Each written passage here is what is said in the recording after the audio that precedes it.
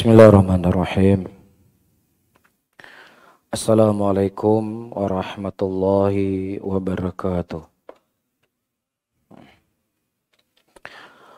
Alhamdulillah. Alhamdulillahi hamdan katsira thayyiban mubarakan fih. Mubarakan alaih. Kama yuhibbu rabbuna wa yarda. Wa usalli wa usallim ala nabiyina al-karim Muhammadin wa ala alihi wa ashabihi wa man tabi'ahum bi ihsanin ila yaumiddin. Saudara-saudaraku, kaum muslimin dan kaum muslimat rahimani wa rahimakumullah. Suatu hari Abu Hurairah radhiyallahu taala anhu keluar dari masjid. Dan kemudian beliau menghampiri sahabat-sahabat beliau yang sedang berada di pasar. Kemudian beliau berkata, "Wahai manusia, Rasulullah sallallahu alaihi wasallam sedang membagi warisan di masjid. Sementara kalian sibuk di pasar." Akhirnya bergegaslah sebagian dari sahabat-sahabat Rasulullah sallallahu alaihi wasallam yang ada di pasar pada waktu itu ke masjid untuk mendapatkan warisan yang dibagi-bagi oleh Nabi sallallahu alaihi wasallam. Dan Abu Hurairah radhiyallahu taala anhu pada waktu itu tetap berada di pasar. Akhirnya mereka balik. Abu Hurairah bertanya, "Apa yang kalian dapatkan?" "Wahai Abu Hurairah, kami nggak mendapatkan Nabi Shallallahu Alaihi Wasallam membagi warisan di masjid. Yang kami lihat orang-orang berduduk berhalakoh-halakoh, ada yang baca Quran, ada yang berdiskusi, ada yang membagi ilmu." Kata Abu Hurairah radhiyallahu taala anhu, itulah warisan yang sedang dibagi di masjid Nabi Shallallahu Alaihi Wasallam. Yang ingin saya tanyakan, ya. Kemana jamaah kajian Blok M?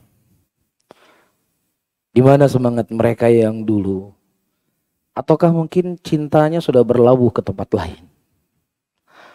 Atau ya ada kesibukan-kesibukan yang kemudian ayu wali rahimani rahimakumullah, kita sudah tidak lagi merasakan bagaimana lezat dan manisnya ilmu itu sendiri. Kalau kita lihat kehidupan para salaf kita terdahulu, futur memang sesuatu yang sifatnya manusiawi. Tetapi futur itu bukan sesuatu yang sifatnya mendominasi dalam hidup mereka. Ketika berbicara ilmu, maka kita akan lihat mereka adalah orang-orang yang hausnya terhadap ilmu seperti tamaknya kita kepada dunia hari ini. Ternukilkan dari Al-Imam Muslim rahimahullah, suatu saat beliau penasaran dengan satu hadis dari Nabi sallallahu alaihi wasallam. Kemudian beliau masuk maktabah untuk mencari hadis tersebut dan dihadiahkan kepada beliau satu keranjang kurma. Saking asyiknya beliau mencari hadis, tidak terasa kurma yang dihadiahkan dari habis satu keranjang. Dan subhanallah, beliau meninggal rahimahullahu ta'ala ketika mencari hadis. Shadaqan Nabi sallallahu alaihi wasallam, seseorang itu meninggal bagaimana menjadi kebiasaannya. Kalau memang seandainya ilmu yang dia cintai, ya mudah-mudahan itu sebagai tanda kebaikan bagi dirinya sebelum dia mati. Bahkan ternukilkan dari seorang salaf, dia mendengar sebuah hadis dari Nabi sallallahu alaihi wasallam, kemudian dia penasaran, benar nggak hadis ini datang dari Nabi? Yang riwayatnya datang dari si fulan. Akhirnya dia berjalan dari Irak menuju negeri Yaman. Ya, untuk memastikan benar nggak itu kalau itu hadis Nabi sallallahu alaihi wasallam. Subhanallah. Begitu semangatnya mereka belajar, begitu semangatnya mereka menuntut ilmu. Yarfa'illahu alladhina amanu minkum walladzina utul ilma darajat. Allah mengangkat kedudukan orang-orang yang beriman dan mengangkat kedudukan orang yang memiliki ilmu dengan beberapa derajat. Mereka sudah meninggal ribuan tahun yang lalu. Mungkin sebagian besarnya tidak ditahu di mana kuburnya. Akan tetapi ilmu yang mereka miliki, kebaikan yang mereka miliki, seakan-akan mereka masih hidup di tengah-tengah kita. Wa amma az-zabadu fayadhhabu jufa, wa amma ma yanfa'un nas fayamkuthu fil ard. Adapun buih di lautan walaupun jumlahnya banyak, hilang begitu saja. Tetapi sesuatu yang bermanfaat kepada manusia pasti akan Allah abadikan. Dan tidak ada sesuatu yang paling bermanfaat kepada manusia melebihi dari warisan yang diwariskan oleh Nabi Muhammad sallallahu alaihi wasallam. Oleh karena itu para hadirin dan hadirat rahimani wa rahimakumullah, di antara hal yang harus sering kita meminta, bermohon, meminta kepada Allah agar tidak dihilangkan rasa manisnya ilmu dalam hati kita. Syekhuna Syekh Muqbil rahimahullah, beliau sering berkata, al-ilmu ahla minal asal. Ilmu itu lebih manis daripada madu dan lebih lezat dibandingkan susu. Ya, dan lebih nikmat dibandingkan seseorang mendatangi istrinya. Ilmu lebih lezat kata Syekh. Ilmu lebih nikmat. Tetapi itu tentunya tergantung iman seseorang. Semakin kuat iman seseorang, semakin lezat ilmu yang dia rasakan. Tetapi semakin lemah imannya, maka ilmu itu hanya sekedar untuk mengisi waktu kekosongan. Suntuk di rumah. Ya, nanti ke masjid, ketemu teman, bisa ngopi bareng, bisa makan malam bareng. Daripada di rumah lihat istri terus, bosan. Subhanallah. Hadirnya kita di majelis ilmu bukan untuk mendapatkan sesuatu yang diwarisi oleh Nabi, agar itu bisa menjadi penerang dalam hidup kita. Oleh karena itu teman-teman semuanya, jangan sampai ya kita merasakan lezatnya ilmu itu di awal kita kajian. Jangan sampai, wah dulu 10 tahun yang lalu itu ketika saya ikut kajian begini. 10 tahun yang lalu ketika saya hadir di majelis ilmu, mudah bagi saya menangis. 10 tahun yang lalu mau macet gimana pun jalan saya datang ke masjid untuk hadir kajian. Ya, padahal fisiknya sama dengan fisik yang lalu. Badannya sama dengan badan yang lalu. Matanya sama dengan mata yang lalu. Nggak ada yang berbeda. Tetapi hatinya yang berbeda. Hati yang dulu berbeda dengan hati hari ini. Kenapa? Ya, karena mungkin hati kita sudah banyak dosanya. Hati kita sudah banyak maksiatnya. Semakin rajin kita belajar, semakin rajin kita menuntut ilmu, kita semakin berani sama Allah. Dulu, sebelum kita ikut kajian, kita nggak tahu ada hadis bitokoh. Apa itu hadis bitokoh? Ada seorang laki-laki yang diperlihatkan kepadanya 99 catatan amalan kejelekan. Yang satu catatan amal kejelekan sejauh mata memandang. Iya. Kemudian yang satunya bitoko bertuliskan la ilaha illallah. Kemudian dia bertanya, ya Allah, apa fungsinya satu bitoko la ilaha illallah dengan banyaknya dosa yang aku buat? Kemudian ketika Allah menimbang dosanya, ternyata bitoko la ilaha illallah lebih berat di sisi Allah subhanahu wa ta'ala. Akhirnya diampuni dosanya, dia masuk surga. Ini hadis kan gak pernah kita tahu sebelum kita hijrah kan? Belum pernah kan? Kita tahunya setelah hijrah. Oh, ternyata begitu. Ya, sebesar apapun dosa, sebanyak apapun maksiat, kalau ada tauhid dalam hati, masuk surga. Ya, jadi ilmu yang kita dapat jadi peluang untuk berbuat dosa. Para ulama membagi dosa itu dibagi menjadi dua, ada dosa besar, ada dosa kecil. Dosa besar itu harus dengan taubatun nasuha. Dosa kecil dengan seseorang menjaga waktu sholat satu dengan sholat yang lainnya diampuni dosanya. Menunggu satu Jumat dengan Jumat yang lainnya diampuni dosanya. Menunggu satu Ramadan dengan Ramadan yang lainnya diampuni dosanya. Dulu sebelum hijrah nggak tahu ada hadis seperti ini. Setelah hijrah, oh ternyata mudah kok mengampuni dosa. Akhirnya bermudah-mudahan dalam berbuat dosa. Bisa dipahami para hadirin, inilah mungkin. Kalau kita mau mengkaji kembali, kenapa kenikmatan beribadah kepada Allah Subhanahu wa taala itu cepat hilang dari kita, cepat pudar dari kita. Ya, tetapi yang sifatnya hobi, hobi nongkrong, hobi naik motor, hobi naik sepeda, itu nggak futur-futur. Padahal nggak pernah diajak ada seseorang mentor memberikan semangat, naiklah sepeda, pergilah naik motor, naiklah ke gunung. Nggak pernah ada mentor yang memberikan semangat. Tetapi kenapa nggak futur-futur? Hah? Yang nggak pernah kita futur apa? Ngopi ya, nongkrong ya. Nggak pernah futur nggak? Nggak pernah futuran. Kalau futur pun bukan futur ingin baca Quran. Saya nggak pengen ngopi, ingin baca Quran. Enggak. Saya nggak pengen ngopi, mau tidur, capek. Saya nggak ngopi, mau ikut kajian. Jarang. Yang ada, kita ngopi yuk, boleh. Tapi sambilan kajian. Baik. Nah ini para hadirin dan hadirat rahimani wa rahimakumullah. Tidak lain, ada sisi keterkaitan kajian yang akan kita bahas di hari ini. Dosa itu memberikan efek jelek untuk dunia dan akhirat seseorang. Tapi sebelum kita berbicara efek dari dosa itu sendiri, perlu kita ketahui Al-Imam Ibnu Al-Qayyim rahimahullahu ta'ala menyebutkan la yanfaku anil insan thalathatul umur. Tidak akan pernah terlepas dari kehidupan seorang manusia 3 perkara.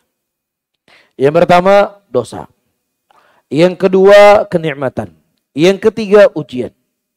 Siapa saja, apakah dia mukmin, apakah dia kafir, apakah dia orang yang taat kepada Allah, apakah dia pelaku maksiat, tidak akan terlepas darinya 3 perkara tadi. Dosa, nikmat, dan ujian. Namun yang membedakan antara orang yang beriman dengan orang kafir, orang yang taat dengan orang yang fajir, orang yang taat ketika berbuat dosa, berbuat maksiat, ya bukan dosa dan maksiat itu dicari-cari. Tapi terkadang tanpa sengaja dia terjatuh. Dan ketika dia terjatuh dalam dosa, seakan-akan gunung itu menghimpit dirinya. Adapun orang yang fajir, sebesar apapun dosa yang dilakukan, itu sesuatu yang enteng, gampang. Ya, Abdullah ibn Mas'ud radhiyallahu ta'ala anhu menyebutkan sebagaimana diriwayatkan oleh Bukhari dalam sahihnya, wa ammal mu'min yara dhunubahu. Adapun seorang mukmin melihat dosa yang dilakukan seakan-akan gunung menghimpitnya. Wa ammal fajiru. Adapun orang fajir ketika dia berbuat dosa seakan-akan lalat yang hinggap di hidungnya kemudian dia tepis. Para hadirin dan hadirat, ini menjadi barometer buat kita. Jadi barometer buat kita. Kira-kira kita sebagai seorang mukmin yang takut dengan dosa yang kita lakukan, atau sebaliknya kita adalah orang yang fajir, berbuat dosa tetapi selalu menganggap enteng dosa dan maksiat tersebut. Kalau kita berada di poin yang kedua atau jenis manusia yang kedua, kita khawatir para hadirin dan hadirat rahimani wa rahimakumullah, Allah Subhanahu wa taala tidak menginginkan kebaikan kepada kita. Karena tanda seseorang diberikan taufik dan hidayah oleh Allah, Allah permudahkan baginya untuk berbuat kebajikan. Allah persulit bagi dia untuk berbuat dosa. Allah persulit untuk dia berbuat maksiat. Allah sempitkan dadanya ketika dia terjerumus dalam dosa. Tapi kalau kita menganggap dosa itu adalah hal yang sepele, hal yang mudah, hal yang gampang, bukan hal yang besar dalam hidup kita, ada sesuatu bahaya yang sedang kita hadapi. Ya, kita sudah berada di ujung-ujung. Antum jangan berpikir, ayo rahimani wa rahimakumullah, dosa itu akan berhenti pada satu titik. Dosa itu akan berhenti pada satu jalan. Enggak. Dia akan berubah. Dan para ulama mengatakan dosa adalah pos menuju kepada kekufuran. Di antara dalil yang disebutkan oleh para ulama, yang namanya dosa itu beranak pinak. Dia enggak berhenti dalam satu titik. Kisah saudara Nabi Yusuf alaihissalam. Ketika mereka berkata kepada bapaknya, atau ketika mereka berkata kepada kepada saudara-saudari yang lainnya, uqtulu Yusufa awitrahu ardai yakhlu lakum wajhu abikum wa takunu min ba'di qauman salihin. Bunuhlah si Yusuf ini agar bapak kita, pandangan kita hanya kepada kita saja. Ya, nanti setelahnya kita bertaubat. Jelas ya? Jadi buat dosa dulu, buat maksiat dulu. Ini sudah dekat Ramadan. Jadi pas nanti bulan Ramadan lezat kita beribadah sama Allah. Karena ada dosa yang kita buat. Ya, ini alasannya mereka. Nah, setelah mereka membuang Nabi Yusuf alaihissalam, apakah mereka bertobat? Apakah mereka melakukan apa yang mereka janji tadi untuk menjadi orang yang saleh? Tidak. Satu dosa melahirkan dosa yang lainnya. Wa jawala qamisihi bidamin kadzib. Mereka mendatangi baju kedustaan dan mereka mengatakan kunna nastabiqu wa tarakna yusufa inda mata'ina fa'akalu dhiba. Tadinya kita main-main, kemudian kita taruh Yusuf, tiba-tiba diterkam oleh serigala.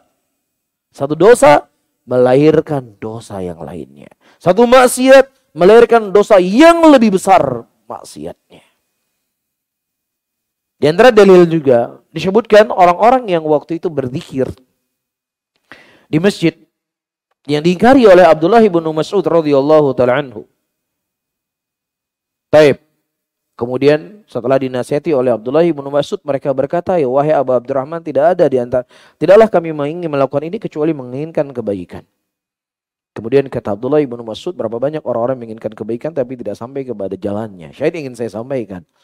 Kata perawi hadis, orang-orang yang tadinya berzikir berjamaah di masjid yang diingkari oleh Abdullah bin Mas'ud, aku melihat mereka berada di barisan yang paling terdepan dalam memerangi sahabat Nabi Muhammad SAW.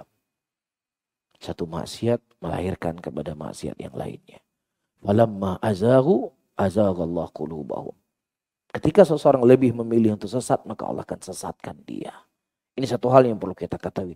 Yang kedua, para hadirin dan hadirat, ketika kita bermaksiat, kecil ataukah besar, kita sedang bermaksiat kepada Allah Rabbul Alamin. Kita sedang bermaksiat kepada Arhamur Rahimin. Kita sedang bermaksiat kepada Zat yang telah memberikan kepada kita kenikmatan. Kita sedang bermaksiat kepada Zat yang menciptakan kita. Kita sedang bermaksiat kepada Zat yang telah memberikan kepada kita udara, minum, dan seterusnya dari kenikmatan-kenikmatan. Sehingga orang yang berakal seharusnya sangat tidak pantas dia bermaksiat kepada Allah Rabbul Alamin. Di malam hari kita berbuat dosa. Di malam hari kita berbuat maksiat. Di pagi hari Allah menutup dosa itu dari manusia. Iya. Di malam hari kita melihat sesuatu yang diharamkan oleh Allah. Di pagi hari terlihat oleh manusia, matanya dia adalah mata yang melihat Al-Quranul Karim. Ini semua adalah bentuk kasih sayang Allah kepada hamba-hambanya. Disebutkan dalam sebuah hadis oleh Nabi SAW. Ketika seluruh manusia dibangkitkan kelak di yaumul qiyamah. Dan mereka dikumpulkan di padang mahsyar. Allah Subhanahu wa taala memeriksa setiap dosa dan maksiat dilakukan oleh seorang hamba. Kemudian Allah memanggil seorang mukmin. Kemudian ditutup antara dia dengan manusia yang lainnya di yaumul qiyamah. Allah bertanya antara dia dengan orang yang berbuat dosa tadi. Ditutup oleh Allah. Ya fulan, engkau melakukan ini. Dia berkata, iya ya Allah. Engkau melakukan ini, iya ya Allah. Engkau melakukan ini, ya Allah. Semua dosa yang telah dia lakukan di dunia, yang manusia tidak tahu dulunya, diperlihatkan oleh Allah Subhanahu wa taala. Kemudian dia berkata, celaka saya, hancur saya. Dosa saya begitu banyak. Dosa yang begitu banyak dia lakukan, para hadirin, ditutup oleh Allah Rabbul Alamin, ditutup. Kemudian Allah berkata, ya fulan, wahai hambaku, dulu aku telah menutup dosa yang kau lakukan di dunia. Hari ini aku juga menutup dosa itu dari manusia. Ya, kemudian Allah mengampuni dosanya dan memasukkan dia ke dalam surga. Para hadirin dan hadirat, apakah pantas kepada zat yang seperti ini kita bermaksiat? Apakah pantas kepada zat yang seperti ini kita berbuat kezaliman? Tentunya orang yang berakal, dia tidak akan pernah berbuat jelek kepada sesuatu yang telah memberikan nikmat kepadanya. Kenikmatan yang diberikan oleh manusia kepada kita hari ini tidaklah sebanding dengan kenikmatan yang diberikan oleh Allah. Dan kenikmatan yang diberikan oleh manusia kepada kita sebenarnya itu juga merupakan kenikmatan yang Allah berikan kepada kita melalui dia. Kita jaga dia. Kita sebut selalu kebaikan-kebaikan tentang dirinya. Kita nggak pernah berkhianat kepada dia. Kita nggak pernah mengingkarinya. Kita nggak pernah mengkhianati dia. Kenapa? Karena dia selalu berbuat baik kepada saya. Tapi seharusnya kepada Allah lebih kita harus berbuat baik kepadanya. Harusnya kepada Allah lebih kita tidak berbuat kezaliman karena Allah itu memiliki sifat yang cemburu. Allah cemburu kepada hamba-hambanya ketika hamba itu bermaksiat kepada Allah Rabbul Alamin. Dan kemudian para hadirin dan hadirat rahimani rahimakumullah. Inti kajian yang ingin saya sampaikan di malam hari ini sebenarnya mungkin permasalahan dosa adalah permasalahan yang sudah cukup dibahas, sudah cukup sering dibahas. Efek dosa dan efek maksiat, tetapi saya malam ini ingin khususkan dengan dosa yang dikenal dengan dzunubul khalawat. Pernah dengar? Dzunubul khalawat. Dzunub apa artinya dzunub? Dosa. Khalawat? Bersendirian. Dosa ketika kita sedang bersendirian. Jadi ini ada pembahasan khusus yang dibahas oleh para ulama. Baik. Ya. Allah Subhanahu wa taala menyebutkan ayat di dalam Al-Qur'anul Karim tentang orang-orang yang mereka menyembunyikan dosanya di hadapan manusia, akan tetapi dia tidak punya rasa malu bermaksiat di hadapan Allah Rabbul Alamin. Ketika dia berbuat dosa, berbuat maksiat di dalam kamarnya, kalau seandainya tirai itu terbuka, kalau seandainya pintu terbuka, ya, kalau seandainya misalnya ada orang yang memaksa masuk ke dalam kamarnya, dia akan takut. Dia pasang CCTV di luar rumahnya, siapa yang akan datang ke rumahnya, siapa yang akan melihatnya, siapa yang akan mengintipnya. Tetapi dia tidak takut. Siapa yang ada di atasnya melihat apa yang sedang dia lakukan. Kita sedang berbicara tentang diri kita sendiri, para hadirin dan hadirat yang dimuliakan oleh Allah. Karena kita semua tidak terlepas daripada yang namanya dosa. Kita nggak lepas daripada yang namanya maksiat. Allah Subhanahu wa taala dalam hadis qudsi mengatakan, "Ya bani Adam, innakum tukhti'una bil-laili wan-nahar." Wahai anak manusia, sesungguhnya engkau berbuat dosa siang dan malam. Aisyah radhiyallahu taala anha ketika ditanya oleh para sahabat Rasulullah sallallahu alaihi wasallam tentang maksud dari firman Allah tabaraka wa taala, dari orang-orang yang kami wariskan kepadanya mereka kitab, ada di antara mereka yang menzalimi diri mereka, ada di antara mereka yang berada di tengah-tengah, dan ada di antara mereka yang berlomba-lomba dalam kebaikan. Kata Aisyah radhiyallahu taala anha, adapun orang-orang yang mereka berlomba-lomba dalam kebaikan, mereka adalah sahabat Rasulullah sallallahu alaihi wasallam. Adapun orang-orang yang mereka mendolimi dirinya adalah orang seperti saya dan juga seperti engkau. Siapa yang mengatakan?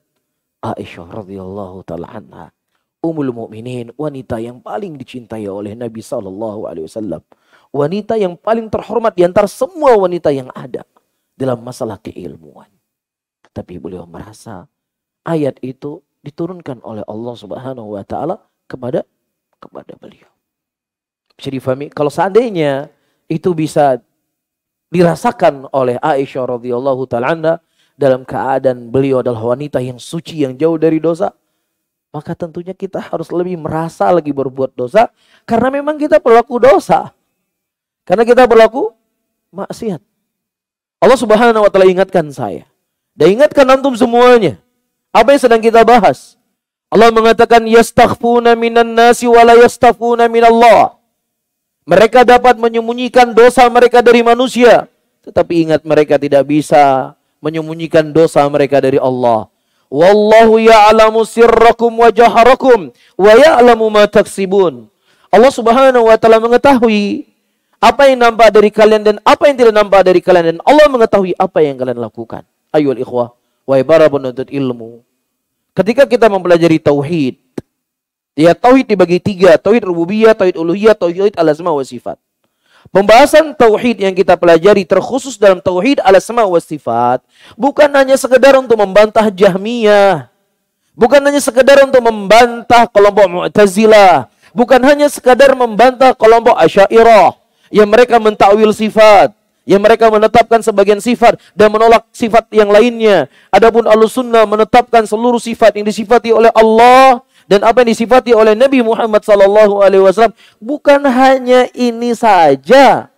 Ya, tauhid yang kita pelajari dari tauhid al-asma wa sifat. Karena ilmu itu adalah wasilah. Adapun ghayah, inti dari ilmu adalah amalan. Bukti seseorang beriman kepada tauhid al-asma dan sifatnya Allah Subhanahu wa taala, dia mengimani Allahu alim, Allah itu Maha mengetahui. Kalau seandainya manusia mengetahui dia berbuat dosa, manusia mengetahui dia berbuat maksiat, bukankah dia akan malu? Bukankah dia akan merasa dirinya sangat hina? Tetapi ketika Allah Subhanahu wa taala mengetahui dosa yang dia lakukan, mengetahui maksiat yang dia lakukan, dia menganggap itu enteng. Apakah pantas kita dikatakan sebagai ahlu tauhid? Apakah pantas kita dikatakan sebagai ahlu sunnah? Apakah pantas kita dianggap sebagai pengikut Nabi Muhammad SAW?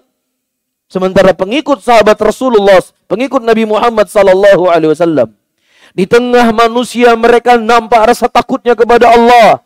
Tetapi ketika mereka bersendirian, rasa takut mereka kepada Allah melebihi rasa takutnya mereka ketika mereka di tengah manusia. Itu orang-orang yang jujur. Pengikutan mereka kepada Rasulullah. Itu orang-orang yang tertanam pada hatinya tauhid kepada Allah Rabbul Alamin. Ya, diceritakan dari kisah yang cukup masyhur. Ketika gubernurnya Umar bin Khattab, Said bin Amir al-Jumahi radhiyallahu ta'ala anhu, dilapor oleh rakyatnya kalau gubernurnya ini, ya di malam hari dia selalu menutup pintu dari rakyatnya. Ya, dia tidak pernah mengurusi rakyatnya di malam hari. Disidang oleh Umar bin Khattab. Kemudian Umar bin Khattab berkata, "Ya Sa'id, kenapa engkau menutup pintu dari rakyatmu? Kenapa kau tidak menerima mereka?" Kata Said bin Amir al-Jumahi, "Wahai Amirul Mukminin, berat bagi aku untuk menceritakan kenapa aku tidak melayani mereka di malam hari. Tapi mau gimana? Aku sudah disidang seperti ini." Kata Said bin Amir al-Jumahi, "Di pagi hari sampai menjelang sore hari, aku telah sibuk untuk mengurusi urusan mereka. Tapi di malam hari aku ingin menghabiskan waktuku dengan Allah. Aku tidak ingin ada orang yang menggangguku antara aku dengan Allah. Aku ingin bermunajat dengan Allah. Aku ingin bersendirian dengan Allah. Aku ingin menangis di hadapan Allah." Semakin mereka sendiri, semakin tertanam rasa takut mereka kepada Allah. Adapun kita ya semuanya, kalau mengumpul-ngumpul kapan? Malam hari. Karena malam hari waktunya panjang. Dari jam 8 sampai jam 4 subuh. Ya, kalau di siang hari kan masuk kantor, jemput anak, antar istri, belanja, jaga toko. Ya, jadi waktu malam itu sama. Para sahabat, para salaf menunggu waktu malam. Kita juga menunggu waktu malam. Sama-sama menunggu waktu malam. Cuman bedanya mereka menunggu waktu malam untuk bersendirian dengan Allah. Di tengah keheningan manusia, kita menunggu waktu malam supaya lebih enak nongkrongnya. Ya, supaya ngobrolnya nggak putus. Padahal ngobrolnya juga putus. Betul nggak? Putus nggak ngobrol? Kita nanti nongkrong ya. Di mana? Di sini. Di grup itu, Masya Allah nongkrong. Kita nggak nongkrong, nggak ngobrol juga ternyata. Main HP. Ya, jadi HP itu memang menjauhkan yang dekat dan mendekatkan yang jauh. Baik, kita kembali kepada pembahasan yang ingin kita bahas. Baik, oleh karena itu Nabi kita Muhammad SAW, para hadirin dan hadirat rahimani wa rahimakumullah, mengingatkan tentang dosa khalawat ini. Mengingatkan dosa bersendirian ini. Sebagaimana hadis yang datang dari Thauban radhiyallahu ta'ala anhu, Nabi SAW berkata, "La a'lamanna aqwaman min ummati ya'tuna yawmal qiyamati bihasanati amthalin jibalin tihamata bidha fayaj'aluha Allahu azza wa jalla haba'an manthura." Aku akan menginformasikan kepada kalian suatu kaum dari umatku yang mereka datang nanti di yaumul qiyamah dengan kebaikan yang sangat banyak. Kebaikan yang mereka lakukan, kata Nabi SAW, seperti gunung Tihamah. Salah satu gunung yang ada di negeri Yaman. Atau arah ke negeri Yaman. Ya. Fayaj'aluhu Allahu azza wa jalla haba'an manthura. Kemudian amalan yang begitu banyak tadi, ya, amalan zakatnya, amalan hajinya, amalan umrohnya, amalan talabul ilminya, amalan baca Qur'annya, amalan salat sunatnya, ya, waja'u haba'an manthura, dijadikan bagaikan debu yang berterbangan. Kemudian Thauban radhiyallahu ta'ala anhu, beliau bertanya kepada Rasulullah, "Ya Rasulullah, sifhum lana." Ya Rasulullah, sifatkan kepada kami siapa mereka ini. "Jallihum lana." Terangkan kepada kami, alla nakuna minhum wa nahnu la na'lamu. Agar kita tidak seperti mereka dalam keadaan kita tidak menyadarinya. Ya, gak ada sahabat mengatakan, wah itu kan paling siapa itu? Gak mungkin lah kita seperti yang dikhabarkan oleh Nabi. Gak ada sahabat demikian. Tetapi mereka berkata, ya Rasulullah, sifati kami siapa mereka itu. Jangan-jangan kami itu mereka. Ya, jangan-jangan kami punya sifat seperti mereka. Terangkan kepada kami. Perhatikan apa kata Nabi SAW. Nabi SAW mengatakan, amma innahum ikhwanukum wa min jildatikum wa ya'khuduna minal lail kama ta'khuduna walakinnahum aqwamun idza khalu bimaharimillah intahakuha. Kata Nabi SAW, mereka itu adalah saudara kalian. Mereka itu kulitnya seperti kulit kalian. Dan mereka juga mengambil waktu di malam hari untuk beribadah kepada Allah Subhanahu wa taala. Sebagaimana kalian juga beribadah. Iya, mereka haji sebagaimana kalian berhaji. Mereka membayar zakat sebagaimana kalian membayar zakat. Mereka hadir di majelis ilmu sebagaimana kalian hadir di majelis ilmu. Mereka berjamaah sebagaimana kalian juga berjamaah. Tapi kata Nabi SAW, idza khalau, ketika mereka sedang bersendirian, ketika tidak ada manusia di sampingnya, ketika tidak ada istri di sampingnya, ketika tidak ada satupun manusia yang melihat apa yang dia lakukan, maka disitulah dia berbuat dosa dan berbuat maksiat kepada Allah Rabbul Alamin. Para hadirin dan hadirat rahimani wa rahimakumullah. Manusia, kalau seandainya dia mengetahui kita berbuat dosa, mengetahui kita berbuat maksiat, paling dia tidak akan mengajak kita berbicara atau dia tidak akan berteman dengan kita. Itu efek yang paling jelek. Atau jangan-jangan teman kita sama seperti kita. Karena taunya ente soleh. Karena sering kajian. Ya, Anda pikir ente itu taat sama Allah. Ternyata sama juga dengan saya. Ya udahlah, jadi teman. Ada teman baru. Yang tadinya dia sendiri berbuat maksiat, nggak ada teman. Ternyata teman kajiannya sama seperti dia. Akhirnya dia dipuji sama temannya, disupport sama temannya, dibantu sama temannya. Sementara Allah yang punya surga, Allah yang punya neraka, Allah yang mensifati dirinya syadidul iqab, Allah mensifati dirinya Allah yang maha kuat dari azabnya dan sisaannya. Tapi tidak ada rasa takut kepada Allah Subhanahu wa ta'ala. Lagi-lagi saya katakan, kuatnya Anda bertauhid. Bukan kuatnya Anda menghujahi ahlul batil di dalam pembahasan asma dan sifat. Akidah Asy'ariyah adalah akidah yang menyelisih dari akidah Ahlussunnah dengan dalil 1, 2, 3, 4, 6 dan seterusnya. Dan hujah mereka adalah hujah yang lemah karena demikian. Masya Allah. Piawai dalam menyampaikan hujah asma dan sifat Allah. Tetapi tidak ada yang berefek dalam hidupnya dari asma dan sifat yang dia pelajari. Bisa difahami para hadirin? Kemudian saya ingatkan diri saya dan kepada antum semuanya. Sebuah ayat yang Allah Subhanahu wa taala sebutkan dalam Al-Qur'an. Atamuruna an-nasa bil birri wa tansawna anfusakum wa antum tatluna al-kitab afala taqilun. Atamuruna an-nasa bil birri. Apakah engkau mengajak manusia kepada kebaikan? Wa tansawna anfusakum, sementara engkau lupa pada dirimu sendiri. Wa antum tatluna al-kitab, dalam keadaan kalian membaca Alkitab. Kata Allah, afala taqilun, tidakkah kalian berakal?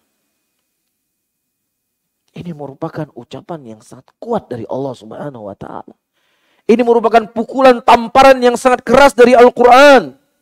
Orang-orang yang mereka mengajak manusia berbuat ketaatan, tapi mereka lupa diri mereka sendiri. Dia mengajak, dia melarang manusia berbuat maksiat, tapi tanpa dia rasa atau dia sadari, dia termasuk orang yang paling fajir. Ya, tidakkah kita malu kepada Allah Subhanahu wa taala kalau kondisi dan keadaan kita seperti ini? Allah ketika menurunkan ayat ini, para hadirin, ini ayat diturunkan kepada ahlul kitab. Ayat ini diturunkan kepada Yahudi. Ya, yang mana Yahudi diturunkan oleh Allah Alkitab Didatangkan kepada mereka nabi, diberikan oleh Allah akal kepada mereka, tetapi mereka hanya sekadar pemanis mulut. Ya, mengajak manusia cuma dianggap supaya dia orang yang soleh. Dia melarang manusia berbuat maksiat karena dia dianggap supaya dia adalah orang yang jauh dari dosa dan jauh dari maksiat. Oleh karena itu para hadirin dan hadirat rahimani wa rahimakumullah, dari hal yang perlu untuk kita ketahui, ketika kita melarang manusia berbuat dosa, ketika kita melarang manusia berbuat maksiat, ketika kita amal ma'ruf nahi mungkar, ya terkadang kita harus bercermin juga pada diri kita sendiri. Karena kalau kita melihat orang lain berbuat dosa, kita terlalu ngegas. Terlalu ngegas. Seakan-akan di depannya itu Fir'aun. Seakan di depannya itu Abu Lahab. Seakan-akan di depannya Abu Jahal. Seakan-akan dia nggak pernah berbuat dosa. Seakan-akan dia nggak pernah berbuat maksiat ketika dia melihat ada saudaranya berbuat maksiat. Ya, ada satu cerita yang cukup menarik ketika datang orang-orang menjumpai Yazid bin Muawiyah. Taib. Dan Yazid bin Muawiyah katanya diketahui dia ini minum khamar. Mulailah mereka menghardik Yazid bin Muawiyah dengan kalimat-kalimat yang keras, kalimat-kalimat mungkin cacian dan yang semisalnya. Kata Yazid bin Muawiyah, ya fulan, engkau tidak lebih mulia dibandingkan Musa alaihissalam. Dan aku juga tidak lebih hina dibandingkan Fir'aun. Sementara Allah subhanahu wa ta'ala mengatakan di dalam ayatnya, idhaba ila fir'auna fa innahu tagha. Faqula lahu qawlan laynan la'allahu yatadzakkar aw yakhsha. Wahai Musa dan Harun, pergilah engkau ke tempat Fir'aun karena sesungguhnya Fir'aun itu sudah melampaui batas. Dan sampaikanlah kepada Fir'aun ucapan yang baik, mudah-mudahan dia bisa bertaubat. Bisa saja kamu mencegah kemungkaran saya hari ini. Bisa saja kamu menghardik saya hari ini dari dosa yang saya lakukan. Tapi perlu engkau ketahui, jangan-jangan engkau berbuat dosa yang lebih besar daripada dosa saya, cuman gak ketahuan aja. Cuman gak tahu aja manusia. Paham ya? Jadi ini salah satu juga metode yang baik dalam kita berdakwah. Dalam kita mencegah kemungkaran, jangan terlalu ngegas. Ya, jangan terlalu ngegas. Kita bukan nabi. Nabi saja yang ma'asum, begitu perintah Allah. Begitu juga yang diperintahkan kepada Nabi kita Muhammad sallallahu alaihi wasallam, "Fabima rahmatin minallahi lintalahum." Daripada rahmatnya Allah subhanahu wa ta'ala kepada engkau ya Muhammad, Allah memberikan kelembutan kepada engkau. Kalau seandainya engkau bersikap keras, kaku, dan semisalnya, maka kan manusia akan lari darimu. Perhatikan Nabi. Nabi itu wajahnya good looking. Ganteng Nabi kita. Nasabnya juga nasab yang terbaik. Dari ibu dan dari ayah. Itu kembali kepada Nabi Ismail alaihissalam. Ya. Kalau seandainya beliau bersikap kaku, kalau seandainya beliau bersikap keras, itu manusia bisa lari dari beliau. Lah apalagi kita yang wajahnya pas-pasan. Iya. Kemudian juga nasabnya juga nasab pas-pasan. Ilmunya apalagi, takwanya apalagi. Kemudian bersikap terlalu ekstrim, bersikap terlalu keras dalam menghardik orang berbuat dosa, berbuat maksiat. Nabi saja bisa membuat orang lari dari Nabi, apalagi dari kita. Nah ketika manusia nanti lari dari kita, ketika manusia nggak suka menerima dakwah kita, memang sunnah ini sulit diterima oleh manusia. Innal Islam bada'a ghariban wa sayaudu ghariban kama bada fatuba lil ghuraba. Masya Allah, buat dalil. Islam itu datang dalam keadaan asing dan kembali akan asing sebagaimana datangnya. Maka berbahagialah orang-orang yang asing. Ya terkadang orang lari dari kita bukan dikarenakan konten dakwah yang kita sampaikan. Iya. Tapi terkadang larinya orang dari kita cara dan metode kita yang terlalu kaku, terlalu keras, terlalu ekstrim. Wah gak mungkin dong saya ekstrim. Gak mungkin dong pulang ekstrim. Gak mungkin dong pulang itu ya menyelisih dari sunnah. Akhi, kamu dan kita semuanya itu gak lebih mulia dibandingkan sahabat Nabi. Iya, Rasulullah SAW mengatakan kepada Mu'ad bin Jabal secara khusus. Dan kepada sahabat yang lainnya beliau mengatakan, sesungguhnya ada di antara kalian yang membuat orang itu lari dari dakwah. Ada di antara kalian yang membuat orang itu lari dari kebaikan. Kepada siapa Rasulullah berbicara? Kepada Mu'ad bin Jabal. Mu'adz bin Jabal seorang ulama, disebutkan dari antara keutamaan beliau, nanti di yaumul qiyamah beliau dibangkitkan lebih tinggi dari sebagian ulama yang lainnya. Itu kedudukannya Mu'adz bin Jabal. Tetapi kata Rasulullah sallallahu alaihi wasallam, ada di antara kalian yang membuat orang lari dari kebaikan. Kalau seandainya itu bisa terjadi pada sahabat Rasulullah yang dididik oleh Nabi sallallahu alaihi wasallam, maka tentunya itu akan mungkin lebih lagi terjadi pada diri saya dan kita semuanya di sini. Bisa difahami ya? Oleh karena itu kita harus memperbaiki diri kita. Bagaimana cara kita beramal ma'ruf nahi munkar, dan sesuai dengan materi yang kita sampaikan hari ini, ketika kita ngegas orang, mikir dulu ente tadi ngapain sendiri di kamar ente. Apa yang ente dengar, apa yang ente baca, apa yang ente tonton, apa yang ente bicarakan. Supaya apa? Bukan berarti kita nggak mencegah kemungkaran, kita cegah juga kemungkaran. Cuma setidaknya nggak terlalu ngegas. Kita juga nggak baik-baik kali. Ya, tapi karena rahmatnya Allah lah, karena kasih sayang Allah lah, tertutup kejelekan yang kita lakukan. Bisa difahami ya? Kemudian di sini juga disebutkan, ayyuhal ikhwah rahimani wa rahimakumullah. Disebutkan oleh Mutarrif Ibnu Syukhair rahimahullah, idza stawat sariratul abdi wa ala niyatihi aw wa ala niyatuhu qala Allah azza wa jalla hadza abdi haqqan. Apabila seorang hamba itu sama antara ketika dia di hadapan manusia atau ketika dia sendiri sama, nggak ada bedanya. Di tengah teman-temannya yang dia nonton kajian Ustadz Firanda, kajian Ustadz Syafiq, di kamarnya juga nonton yang sama. Tapi kalau di masjid di depan orang, Masya Allah historinya kajiannya Ustadz semua. Pas di kamar bukan Ustadz lagi yang dinonton. Yang dinonton YouTuber lah, perempuan-perempuan, film-film dan lain sebagainya. Keluar rumah hapus lagi. YouTube-nya bersih, Masya Allah. YouTube saya ini Ustadz-Ustadz semuanya. Ada nggak kita kira-kira? Udah nggak usah dijawab. Yang penting introspeksi diri. Jangan lihat kiri, jangan lihat kanan. Orang yang beriman hamba Allah, kata Al-Imam Mutarrif bin Abdullah bin Syukhair rahimahullahu taala, sama ketika dia bersendirian dan ketika dia jauh dari manusia, atau ketika dia berada di tengah manusia. Dan juga disebutkan dari Abu Dzar Al-Ghifari radhiyallahu taala anhu, awsa Rasulullah sallallahu alaihi wasallam Abu Dzarrin radhiyallahu taala anhu. Nabi sallallahu alaihi wasallam beliau memberikan wasiat kepada Abu Dzar. Usika bi taqwallahi ta'ala fi sirri wa amrik wa alaniyatihi. Aku wasiatkan kepada engkau wahai Abu Dzar untuk engkau bertakwa kepada Allah Subhanahu wa taala ketika engkau bersendirian dan juga ketika engkau berada di tengah-tengah manusia. Kata beliau, kata Abdullah bin Abbas radhiyallahu ta'ala anhu, wa khawfuka minar rih idza harakati satar babik wa anta 'alal dam la yattaribu fuaduk min nadharillah a'adham min dzambi idza amiltahu. Subhanallah. Perhatikan. Apa kata Abdullah bin Abbas dari orang-orang yang mereka berbuat dosa bersendirian. Sudah ada nih. Tapi kita sambung selesai Isya. Tapi selesai saya sambung sedikit. Mungkin kalau ada pertanyaan kita jawab beberapa pertanyaan, tentunya sebatas yang pengetahuan yang saya ketahui. Wallahu a'lam bishawab. Subhanallah bihamdika asyhadu an la ilaha illa anta astaghfiruka wa atubu ilaik. Wassalamualaikum warahmatullahi wabarakatuh.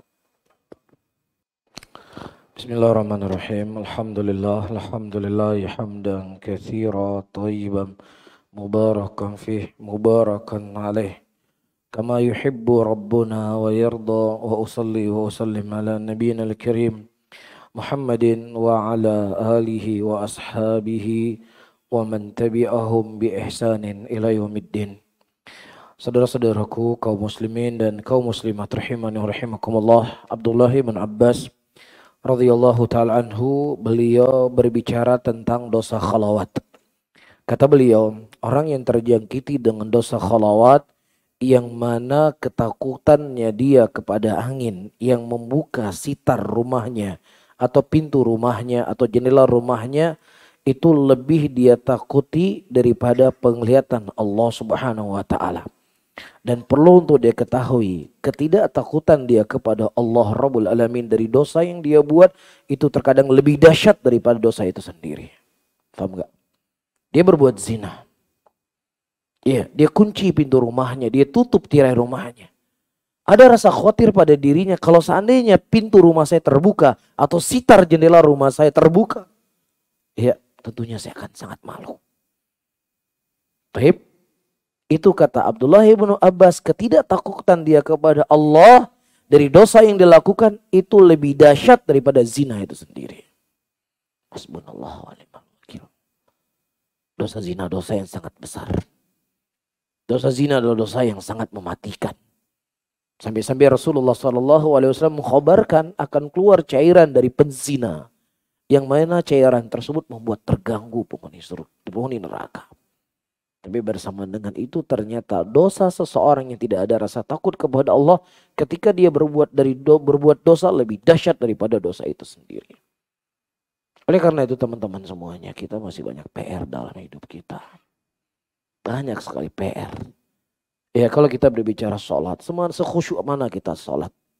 Sekhusyuk apa ketika kita ruku dan sujud kepada Allah? Selalai apa ketika kita melakukan sholat? Ya belum lagi kita berbicara dosa-dosa yang setiap saat di tangan kita ada HP. Yang terkadang nggak ada niat untuk melihat, nggak ada niat untuk menonton, tidak ada niat untuk membaca, tapi kadang lewat. Jadi peluang untuk kita berbuat dosa khalawat di zaman seperti ini lebih banyak, lebih dahsyat dibandingkan 20 tahun yang lalu. Oleh karena itu siapa saja yang mereka cinta dan sayang pada diri mereka, maka dia harus mawas diri dan memperketat dirinya jangan sampai dia terjatuh dalam dosa. Ketika dia terjatuh dalam dosa, seperti yang kita jelaskan tadi, akan berbuat dosa-dosa yang lainnya. Kemudian disebutkan ayyuhal rahimani rahimakumullah oleh Sahnun rahimahullah, iyyaka an takuna aduwan li iblis fil alaniyah sadiqan lahu fis sirr. Hati-hati engkau menjadi musuhnya iblis ketika engkau berada di hadapan manusia. Waduh, ada musik saya nggak nyaman. Ya, tolong matikan musiknya, tolong kecilkan musiknya. Ya, ketika ada perempuan yang lewat ditunduk pandangan. Iya, wah saya nggak mau duduk di tempat-tempat seperti ini, banyak perempuannya, banyak nggak pakai jilbab. Iya, dia menjadi musuh iblis ketika dia berada di hadapan manusia. Akan tetapi dia menjadi temannya iblis ketika dia bersendirian. Yang dia dengar adalah musik, yang dia tonton adalah auratnya wanita, yang dia lihat adalah penyanyi wanita. Subhanallah.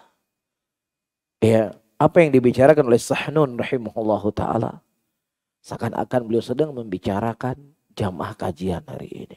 Kita gak usah cerita jauh-jauh lah ya. Fulan dan Alan, kita cerita diri kita sendiri.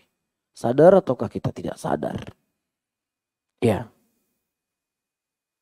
Oleh karena itu teman-teman semuanya, ada obat yang perlu untuk kita ketahui agar bisa kita selamat dari penyakit ini. Disebutkan oleh sebagian para ulama, saya baca sedikit karena sampai jam berapa kajian kita? Oh sampai 8:30. Oh panjang berarti masih. Baik, bagaimana cara kita bisa menghilangkan diri kita dari penyakit khalawat ini? Yang pertama adalah iltija ilallahi ta'ala bidu'a wa tadaru ilaih ayasrifa anhu adzunub wal ma'asi. Seseorang harus kembali kepada Allah Subhanahu wa ta'ala dengan doa dan merendahkan dirinya kepada Allah agar Allah Subhanahu wa ta'ala memalingkan darinya dosa dan maksiat. Ini kalau seandainya dosa itu menyiksa diri kita. Tapi kalau seandainya dosa itu membuat kita asik, dosa itu membuat kita nyaman, subhanallah, kita sedang berada titik bahaya. Para hadirin dan hadirat rahimani rahimakumullah. Kalau kita kembali setahun yang lalu, kemudian berjalan sampai detik ini, kira-kira kita ini sering gak dikibulin sama syaitan? Sering gak dikibulin sama syaitan? Sering ya. Di antara hal yang disebutkan oleh para ulama, senjatanya syaitan itu waswas khannas.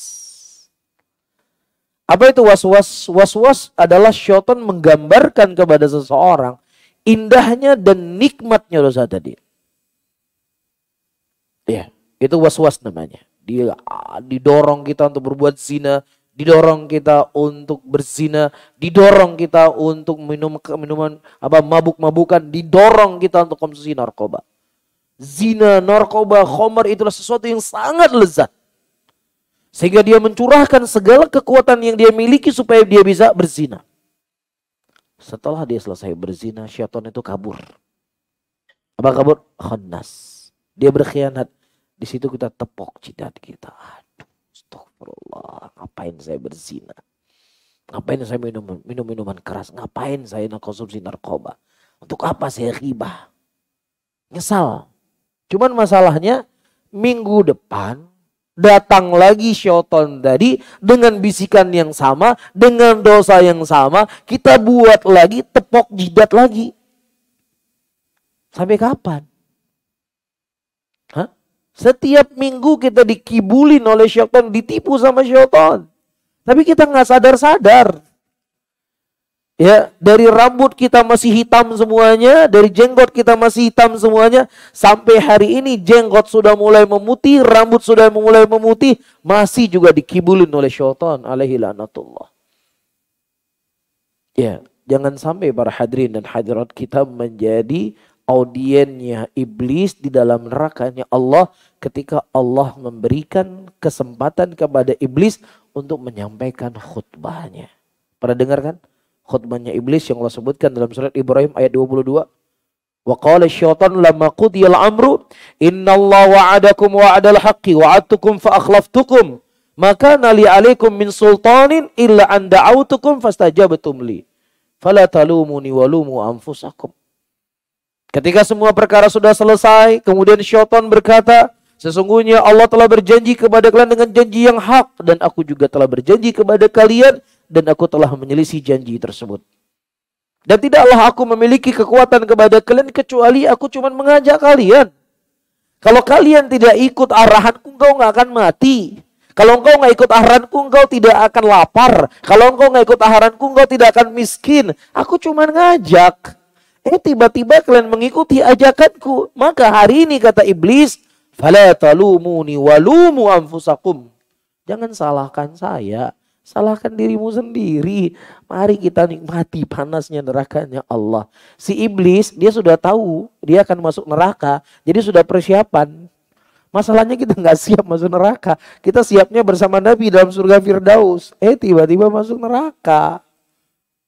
Betul nggak? Jadi sesuatu yang memang dipersiapkan itu lebih siap untuk dia hadapi walaupun sakit.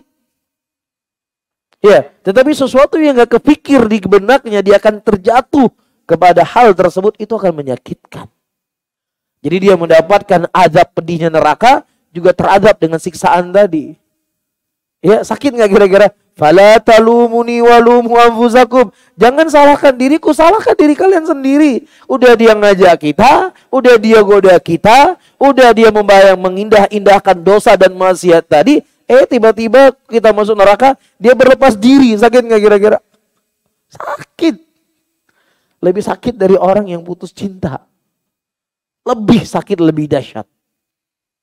Ya, ini efek jelek dosa dan maksiat yang didapatkan oleh seseorang di akhirat. Adapun di dunia, ya kita bisa merasakan bagaimana dosa itu memberikan efek pada diri seseorang. Al-Imam Ibnul Qayyim rahimahullahu ta'ala, beliau menyebutkan, di antara efek dan dosa dan maksiat akan sampai pada puncak. Dia berbuat dosa, berbuat maksiat, dia sudah tidak lagi merasakan nikmatnya dosa tadi. Di awal dia minum khamar, dia merasakan fly, terbang. Nikmatnya khamar tadi. Di awal dia berzina, dia merasakan nikmatnya zina tadi. Tetapi akan sampai pada satu titik, pada satu tingkatan, ya, dia sudah tidak lagi merasakan zina, indahnya zina. Dia sudah tidak lagi merasakan lezatnya khamar. Dia sudah tidak lagi merasakan lezatnya sabu-sabu. Tetapi untuk menghibur dirinya yang kosong. Itu disebutkan oleh Ibnul Qayyim rahimahullahu ta'ala. Dia mabuk, iya dia mabuk. Dia tidak merasakan lezat mabuk tadi. Cuma untuk menghibur dirinya yang kosong. Begitulah efek dosa dan maksiat yang Allah berikan kepada seorang hamba sebelum dia bertemu dengan Allah. Iya, sebatas seseorang berbuat dosa tidak bisa merasakan lezatnya beribadah kepada Allah, tidak bisa merasakan lezatnya membaca Quran, tidak bisa merasakan lezatnya ruku dan sujud kepada Allah, sudah cukup dosa dan maksiat itu sangat menyengsarakan. Karena sebagian para ulama salaf mereka berkata, Kalau seandainya surganya Allah Subhanahu wa taala lezatnya seperti lezatnya hati seorang beriman ketika beribadah kepada Allah, maka saya bisa bayangkan bagaimana lezatnya surga tersebut. Paham enggak?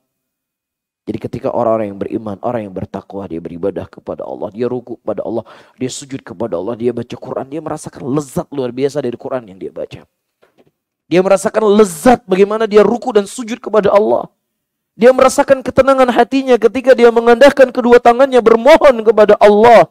Kelezatan itu kata para ulama, kalau seandainya diberikan kepada penghuni surga, itu saja, maka sudah cukup indahnya surga tersebut. Tetapi bukan hanya itu saja keindahan surganya Allah. Bersamaan dengan itu pelaku dosa, pelaku maksiat, mereka diharamkan dari lezatnya beribadah kepada Allah Subhanahu wa taala. Walaupun kita sholat. Terkadang sholat kita hanya melepaskan tanggung jawab. Udah saya sudah selesai sholat isya. Ya udah saya sudah selesai sholat maghrib. Ya udah saya sudah selesai puasa. Saya sudah selesai bayar zakat. Tapi gak ada rasa lezat pada hati kita dari ibadah tadi. Kenapa? Ada yang menghalangi antara hati kita dengan nikmat tersebut. Tidak lain kecuali dosa. Dan terlebih lagi dosa al-khalawat. Bisa difahami? Jadi hal yang harus kita tanamkan pada diri kita, berdoa kepada Allah. Dan kita merasa benci dengan dosa tersebut. Kita merasa jijik dengan maksiat tadi. Sehingga doa kita akan berefek. Kemudian yang kedua, kata Syekh, mujahadatun nafs. Kita harus memaksa diri kita. Ya, antum biasanya mau berolahraga, itu dimulai olahraga kapan mulainya? Kapan sulitnya? Pertama, ketika kita maksa diri kita, saya harus olahraga, saya harus jogging, saya harus main bola, saya harus gerakkan badan kita. Di awalnya itu sulit, setelahnya apa? Mudah nggak? Mudah. Begitu juga ketika kita terjatuh dalam dosa, kita sudah mabuk dengan maksiat, maka kita paksa diri kita untuk meninggalkan dosa tadi. Kita paksa. Tapi kalau seandainya kita pasrah, ya sudah. Ya, kita khawatir seperti kita sebutkan tadi, kita akan menjadi audiennya iblis, berada di saf yang paling terdepan ketika iblis menyampaikan khutbahnya. Nas'alullah salamata wal afiyah. Kemudian yang ketiga, para hadirin dan hadirat rahimani wa rahimakumullah. Hal yang perlu diketahui oleh seseorang, ta'ammal al-wa'id asy-syadid al-warid fi hadits Thauban as-sabiq dzikruhu. Ya, ketika seseorang kan berbuat dosa, berbuat maksiat ketika dia bersendirian, perhatikan hadis yang telah kita sebutkan malam ini. Ada orang-orang yang mereka beramal dengan amalan yang sangat banyak, kemudian dijadikan oleh Allah Subhanahu wa taala bagaikan debu yang berterbangan. Tidak ada kebaikan apapun lagi kelak di yaumul qiyamah, semuanya hilang dikarenakan dia berbuat dosa khalawat tadi. Jadi kita jadikan hadis Nabi itu efek buat hidup kita. Lagi-lagi saya katakan, tidak hanya kita mengaku saya pecinta Nabi, saya cinta kepada Rasulullah. Mana bukti cinta kita kepada Rasul? Kalau seandainya bukti kita cinta kepada Rasul itu benar, pasti kita akan berusaha menjauhi apa yang dibenci oleh Nabi Muhammad SAW. Dan di antara hal yang paling dibenci oleh Rasulullah, ya, ketika umatnya berbuat dosa, al-khalawat. Bisa difahami? Kemudian selanjutnya, para hadirin dan hadirat rahimani wa rahimakumullah, yang kelima, ayatakhayyal muslim man yajulluhum wa yahtarimuhum yanzuruna ilaihi wa yaf'al dzalika dzam. Ketika seseorang akan berbuat dosa, ketika dia akan berbuat maksiat bersendirian, dia khayalkan orang yang memuliakan dia, orang yang menyanjung dirinya, orang yang mendengar kajian dia, orang yang mendengar nasihatnya, orang yang mengikuti akun dia di Instagram, orang yang memuji dia, orang yang mengangkat dia, orang yang memuliakan dia, melihat dia berbuat dosa, melihat dia berbuat maksiat. Apa kira-kira pandangannya? Paham ya? Jadi kita khayalkan dosa yang kita buat ini dilihat oleh orang yang memuliakan kita. Apa yang akan kita lakukan? Ya, ini harus kita tanamkan pada diri kita. Ya, tetapi ini bukan yang pertama dan yang utama. Yang pertamanya adalah takutnya kita kepada Allah Subhanahu wa taala. Makanya seperti yang saya sebutkan tadi, para hadirin dan hadirat rahimani rahimakumullah, Allah Subhanahu wa taala itu berbuat baik kepada kita, bukan hanya Allah memberikan rezeki kepada kita siang dan malam. Bukan Allah memberikan kesehatan kepada kita, Tapi di antara nikmat yang paling besar yang Allah Subhanahu wa taala berikan kepada kita, Allah menutup aib-aib kita di hadapan orang-orang yang kita cintai. Berapa banyak orang-orang yang mereka memiliki uang yang banyak, dia tutup mulut wartawan supaya nggak pernah disebutkan aibnya. Berapa banyak? Ya, membayar televisi untuk menutupi aibnya. Karena ini sesuatu kehormatan diri seseorang. Tetapi Allah Subhanahu wa taala nggak perlu kita bayar, dan Allah juga nggak butuh bayaran kita. Tapi Allah Subhanahu wa taala menutup apa yang kita lakukan. Sehingga antum semuanya mau mendengar apa yang saya sampaikan. Antum semuanya mau duduk dengan teman-teman antum. Antum semuanya mau berjalan bareng. Tapi kalau seandainya Allah membuka tabir, membuka tirai, apa yang kita lakukan ketika kita bersendirian, mungkin di antara kita hari ini tidak akan mungkin duduk satu dengan yang lainnya. Mungkin hari ini kita tidak akan mendengar kajian. Mungkin hari ini kita tidak mau mendengar ceramah siapapun. Ya, tapi karena kasih sayang Allah Subhanahu wa taala, Allah tutup itu semuanya. Oleh karena itu para hadirin dan hadirat rahimani rahimakumullah, mensucikan hati, mensucikan amalan bersendirian itu jauh lebih berat, jauh lebih besar dibandingkan kita berbuat baik di hadapan manusia. Jelas ya? Kemudian selanjutnya hal yang perlu untuk kita ingat, ya, mengingat kematian. Kalau seandainya tiba-tiba datang kepada kita malaikatul maut, kita sedang nonton film, kita sedang nonton sinetron, kita sedang nonton film-film yang gak layak untuk ditonton. Iya, apa kira-kira kondisi dan keadaan kita? Bisa saja kita menutup itu dari manusia. Bisa saja tidak ada satupun yang mencium maksiat kita selama ini. Tapi subhanallah, matinya kita ternyata di samping kita ada seorang wanita pelacur. Mati di hotel. Berapa banyak orang-orang kita dengar beritanya seperti itu. Ya, mati dengan seorang wanita. Wanitanya mati, dia juga mati sekalian. Hasbunallah wa ni'mal wakil. Jangan main-main dengan Allah. Ya, jangan main-main dengan Allah para hadirin dan hadirat. Allah telah mengungkapkan segalanya untuk kebaikan kepada kita dan telah menerangkan apa yang membuat kejelekan kepada kita. Maka orang yang berakal pasti dia akan berusaha untuk melakukan apa yang diinginkan oleh Allah dan menjauhi apa yang dilarang oleh Allah. Kemudian selanjutnya yang terakhir, para hadirin dan hadirat rahimani rahimakumullah, ya, ingatlah apa yang telah Allah Subhanahu wa taala janjikan kepada orang-orang yang salihin, orang-orang yang bertakwa kepada Allah. Ya, dia akan diberikan surga, yang surga itu seluas langit dan bumi, dan kemudian dia berpikir bagaimana azabnya Allah Subhanahu wa taala bagi orang-orang yang mereka bermaksiat kepada Allah Rabbul Alamin. Di antara hal yang disebutkan oleh Nabi kita sallallahu alaihi wasallam, ada seorang laki-laki yang dia berenang, ya, di sebuah sungai. Kemudian tiba-tiba dia menghampiri tepi sungai, dan kemudian ada orang yang di tepi sungai tadi memasukkan batu ke dalam mulutnya sampai penuh mulutnya tadi. Kemudian dia kembali berenang dan kemudian dia tenggelam. Rasulullah bertanya kepada malaikat Jibril, apa dosa orang ini sehingga diadab dengan begitu dahsyat? Dia berkata, dulunya adalah pemakan riba. Kemudian diceritakan oleh Nabi, diceritakan juga oleh Rasulullah, diperlihatkan kepada Nabi seorang laki-laki yang dia mencabik-cabik wajahnya dengan menggunakan sendok dari besi sehingga nampak seluruh tulangnya. Ya, kemudian dia berpindah ke sisi wajah selanjutnya, kemudian wajah yang sebelahnya kembali menumbuhkan daging. Kemudian Rasulullah berkata, apa dosa orang ini sehingga diadab dengan begitu pedih? Kata Nabi SAW, kata Jibril, orang ini dulunya dia berbohong, berdusta sampai kedustaannya itu menutupi ufuk alam semesta ini. Hasbunallah wa ni'mal wakil. Inilah sesuatu yang terkadang gak jauh dari kita para hadirin dan hadirat yang dimuliakan oleh Allah. Ya, maka segeralah bertaubat kepada Allah. Segeralah kita kembali kepada Allah Rabbul Alamin. Yauma tublas sarair. Hari di mana Allah akan menampakkan apa yang tersembunyi hari ini. Ya, jangan sampai kita dianggap taat oleh manusia, tetapi di mata Allah kita manusia yang paling fajir.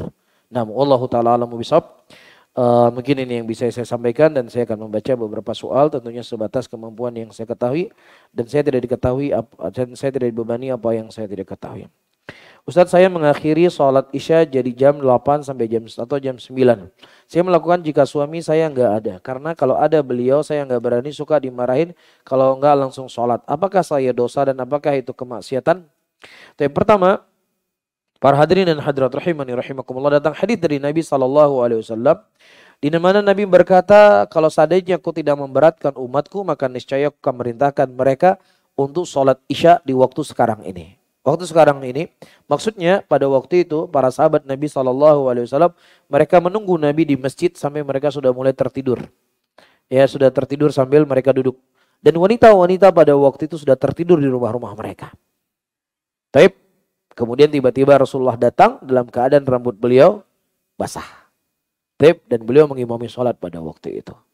Kalau seandainya tidak memberatkan umatku maka niscaya aku akan mengakhirkan sholat isya seperti waktu ini. Taib, ini menunjukkan kepada kita, ya, waktu isya yang paling afdol secara hukum asal adalah agak larut, bukan tengah malam, agak larut, mungkin jam 10 kurang lebih seperti itu.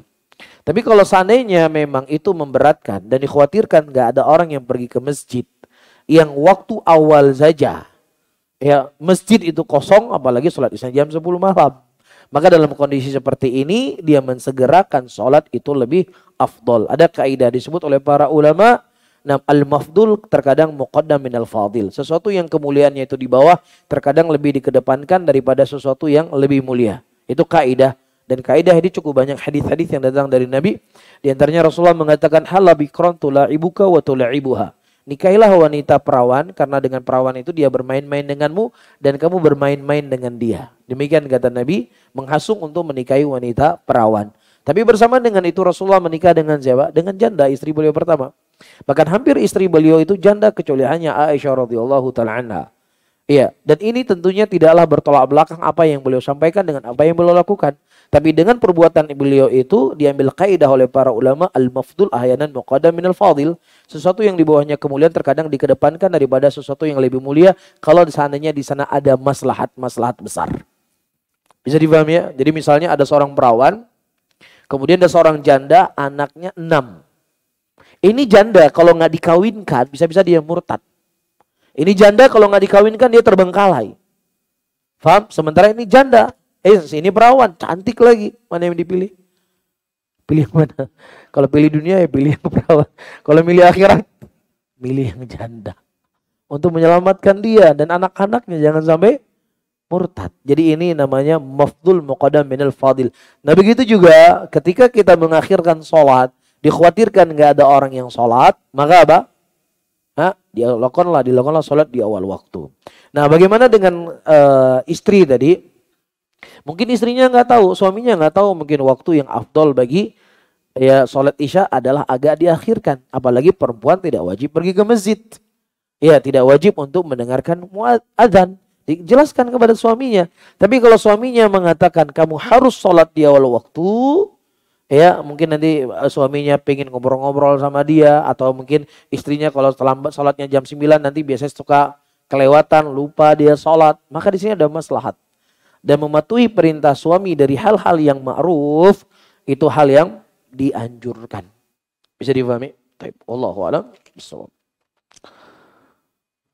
Izin arahan amalan apa saja yang dapat memperbaiki hubungan saya dengan orang tua, ya, atau kesalahan atau dosa dahulu. Baik, para hadirin dan hadirat rahimani rahimakumullah.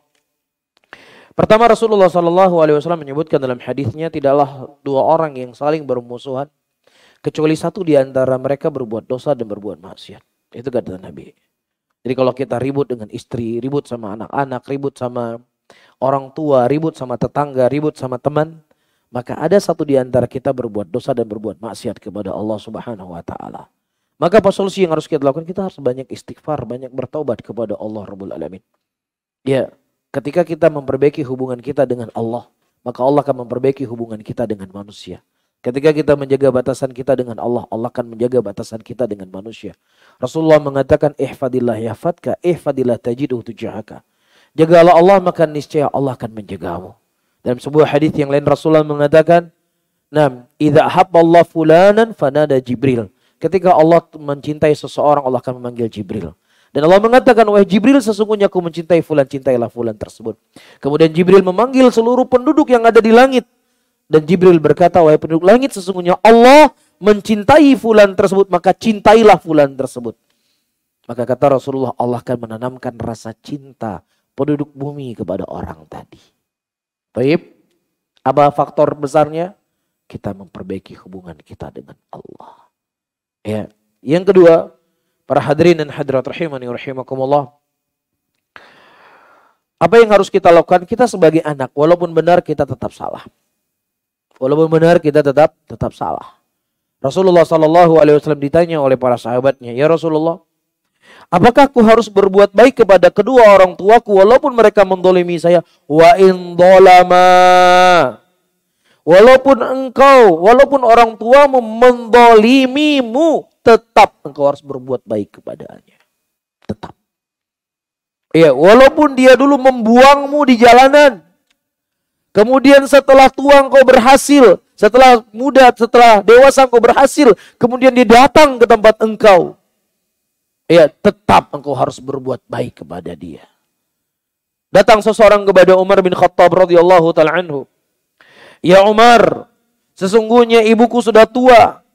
Dan aku mengurusi semua urusan ibuku sampai ke toilet aku mengurusinya. Segala kebutuhan dia aku yang menanganinya. Apakah sudah cukup saya berbuat baik kepada ibu saya? Kata Umar bin Khattab, belum. Dulu ibumu menjagamu, membersihkan kotoran darimu supaya engkau bisa hidup. Tapi hari ini engkau berbakti kepada kedua orang tuamu. Engkau berharap kapan dia mati. Itu kata Umar bin Khattab. Sama perbuatannya. Tetapi apa? Niatnya yang beda. Ya, orang tua ngurusin kita supaya kita hidup. Kita ngurusin orang tua kapan dia mati. Betul nggak? Kan sudah tua apalagi. Hah? Itu kata Umar loh, bukan kata saya. Jadi dalam kondisi seperti ini para hadirin dan hadirat, kita harus ya tetap mengalah. Kita harus mengaku kita salah, saya keliru dan semisalnya. Ya, kita berbuat baik dan kita mengambil hati orang tua kita. Jangan sampai orang tua kita ada sesuatu yang tidak dia sukai dari kita. Kemudian dia mengangkat kedua tangannya, dia berdoa kepada Allah Rabbul Alamin. Ini merupakan awal kehancuran dalam hidup kita. Bukankah Juraid radhiyallahu rahimahullah seorang laki-laki yang soleh? Dia sholat, dia sedang ruku dan sujud kepada Allah. Dipanggil oleh ibunya, ya Juraid. Kemudian dia berkata, ibuku tuh sholatku. Dipanggil 3 kali oleh ibunya, dia tidak menjawab. Kemudian ibunya mengangkat kedua tangannya berdoa kepada Allah. Ya Allah, berilah ujian kepada si Juraid ini. Akhirnya si Juraid didatangi oleh seorang pelacur, mengajak dia berzina. Kemudian dia tidak mau berzina. Kemudian pelacur dia mendatangi seorang pengembala kambing. Dia berzinalah dengan laki-laki tadi. Dan dia menyebarkan isu bahwasanya Juraid telah berzina dengan saya. Akhirnya penduduk masyarakat pada waktu itu menghancurkan tempat ibadahnya Juraid. Ujian dari doa ibunya tadi. Apakah Juraid berbuat salah? Secara zahir Juraid nggak berbuat salah karena dia sedang sholat. Tapi dia tidak mau menjawab panggilan ibunya. Allah mengabulkan doa Juraid tadi. Doa ibunya. Oleh karena itu terkadang kenapa hidup kita kadang sulit hari ini? Ya kita buka bisnis A, hancur. Bisnis B, rusak. Berkomunikasi dengan fulan, hancur. Bergaul dengan si fulan, setiap saat kita punya masalah. Kita khawatir kita pernah menyakiti hati ibu kita. Sehingga ibu kita berdoa kepada Allah Rabbul Alamin. Kalau seandainya itu yang terjadi pada diri kita hari ini, selalu gagal apa yang kita buat. Datang ibu, mungkin ya dia pernah mendoakan sesuatu untuk kita, minta maaf kepada dia. Minta ridho ya dari kesalahan yang pernah kita lakukan. Dan kita tentunya sebagai seorang anak nggak mungkin kita nggak punya salah sama orang tua kita. Mumpung orang tua kita masih hidup hari ini. Para hadirin, jangan tunggu Ramadan, jangan tunggu Lebaran, malam ini. Ya, kalau memang seandainya ada di antara kita dengan orang tua kita seperti gunung-gunung es, kita hancurkan. Karena banyak sekali orang-orang menyesal hari ini. Lebaran ini saya minta maaf ibu saya, Lebaran ini saya minta maaf ibu saya, Lebaran ini saya minta maaf ibu saya. Tiba-tiba ibunya meninggal. Kalau kita tanya apa yang kau inginkan? Kalau seandainya engkau akan dikabulkan apapun yang kau inginkan. Apa yang kau minta? Dia berkata, aku ingin ibuku hidup kembali. Agar ku bisa meminta maaf kepada dia. Ya, jangan sampai itu terjadi pada diri kita para hadirin. Malam ini antum telepon. Ya, sejelek-jelek ibu kita, tetap kita belum bisa membalas kebaikan yang dia lakukan kepada kita. Bisa difahami? Ya, jeritan dia melahirkan kita antara hidup dan mati. Apapun yang kita berikan kepadanya itu belum mencukupi sakitnya dia mengeluarkan kita dari perutnya. Bisa difahami ya? Jadi bagaimana caranya? Perbaiki diri. Ya, minta maaf sama ibu kita, perbaiki hubungan kita dengan Allah dan seterusnya. Wallahu a'lam bishawab. Taib, jika kita bertemu pelaku maksiat, wajibkah kita menasihatinya? Dan bila kita tidak mampu untuk menasihati berdosa, kita membiarkan dia? Taib, Rasulullah telah menyebutkan dalam hadisnya, "Man ra'a minkum munkara falyughayyiru biyadihi fa illam yastati' fa bilisanihi fa illam yastati' fa biqalbihi wa dzalika adhaful iman." Barang siapa yang seseorang melihat sebuah maksiat, maka cegahlah dengan tangannya. Kalau dia tidak mampu, maka cegahlah dengan lisannya. Kalau dia tidak mampu, maka bencilah dalam hati, dan itu merupakan sejelek-jelek, ya, selemah-lemahnya iman. Taib. Dan Rasulullah menyebutkan juga dalam hadisnya, la yu'minu ahadukum hatta yuhibba li akhi ma yuhibbu li nafsihi. Tidaklah seseorang itu mencintai saudaranya, tidaklah seseorang itu beriman sampai dia mencintai saudaranya seperti dia mencintai dirinya sendiri. Nah, ketika kita mengetahui saudara kita berbuat dosa, berbuat maksiat, dan kita benci dengan dosa itu, kita benci dengan maksiat itu, dan kita juga tidak ingin terjatuh sebagaimana terjatuhnya saudara kita, maka disitulah motivasi yang harus kita bangkitkan pada diri kita untuk menarik dia dari lubang dosa dan lubang maksiat. Bisa difahami para hadirin ya. Jadi kenapa terkadang kita malas untuk mengingkari kemungkaran dari orang-orang yang terdekat dengan kita? Bisa saja juga iman kita sama lemahnya dengan dia, cuman beda dosa saja. Mungkin dia dosanya A, kita dosanya di B. Iya, sama-sama besar dosanya. Mungkin dosa dia dilihat sama orang, dosa kita nggak terlihat oleh orang. Jadi inilah terkadang yang menghalangi kita untuk mengingkari kemungkaran. Syekh Muhammad bin Shalih Al-Utsaimin rahimahullahu taala ternukilkan beliau itu kalau pergi sholat itu jalan kaki. Kenapa beliau sholat jalan kaki? Supaya ketika beliau bertemu orang-orang di jalan, diajak sholat, ayo sholat, kata saya mengajak mereka sholat. Jadi mengajak orang sholat itu bukan metode jamaah tabligh ya. Wah, jangan-jangan orang sholat itu jamaah tabligh. Enggak. Ngajak sholat bukan jamaah tabligh, ngajak sholat itu perintah Allah. Ya, itu masuk dalam amal ma'ruf dan mencegah dari kemungkaran. Kenapa mereka begitu semangat mengajak manusia kepada kebaikan? Karena kecintaan mereka kepada saudara mereka. Dan ada satu hal di sini yang perlu diketahui teman-teman semuanya. Iya, di dalam kita mencegah maksiat tadi, mencegah kemungkaran, apalagi kepada pelaku dosa, ada kaidah yang penting yang perlu kita ketahui supaya kita berada di tengah-tengah. Ini kaidah penting. Allah memiliki dua iradah, iradatul kauniyah wa iradatul syar'iyah. Iradatul kauniyah adalah segala sesuatu yang terjadi di muka bumi ini, atau sesuatu yang dikehendaki oleh Allah pasti terjadi. Apakah itu dicintai oleh Allah ataukah tidak dicintai oleh Allah? Itu namanya iradatul kauniyah. Adapun iradatul syar'iyah, segala sesuatu yang dicintai oleh Allah Subhanahu wa taala itu bisa terjadi dan bisa tidak terjadi. Itu namanya iradah syariah. Nah, apa hubungannya antara iradah syariah dengan dosa yang dibuat oleh seseorang? Ketika seseorang berbuat dosa, berbuat maksiat, kita melihat dari sisi iradatu al-kauniyah. Bahwasannya ini merupakan takdir yang Allah takdirkan kepada dia. Kalau Allah tidak berkehendak, maka tidak akan terjadi pada dirinya. Wallahu khalaqakum wa ma ta'malun. Allah yang menciptakan kalian dan menciptakan apa yang kalian amalkan. Sehingga ya, kita memandang dia dengan kasih sayang. Kita memandang dia dengan rahmat. Dia berbuat dosa karena memang takdir Allah kepada dirinya. Taib. Tetapi jangan hanya memandang satu sisi saja. Karena kalau kita memandang satu sisi saja, bisa-bisa kita terjatuh dalam pemikiran liberal. Itu kan urusan dia sama Tuhannya, apa urusan ente? Itu privasinya dia mau berzina, dia mau buat ini, buat itu. Nggak ada urusan sama Anda. Jangan mengusik kehidupan pribadi orang. Ya, itu memang sudah Allah takdirkan sama dia. Salah kan? Salah. Makanya saya bilang harus dilihat dari sisi kedua. Sisi kedua, Allah memiliki iradatu syar'iyah.